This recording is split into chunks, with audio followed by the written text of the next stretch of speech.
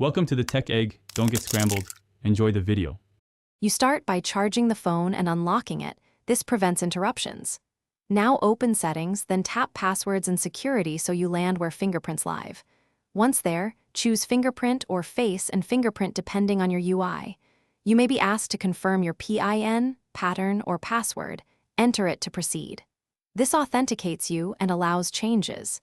Make sure you're the device owner, because without that verification, you cannot remove a registered fingerprint.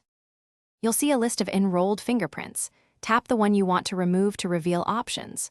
Once selected, choose Delete or Remove. This is the precise action that clears the biometric data.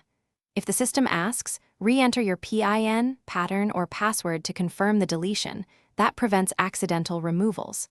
After deletion, check the list to confirm the fingerprint is gone. If multiple fingerprints exist, repeat for each one you want removed. Once deleted, restart your Redmi Note 9 Pro Max to ensure the change applies across the system.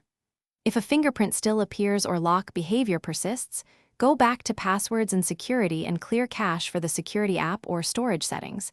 Make sure to reboot again. As a last resort, reset lock settings or perform a factory reset after backing up data.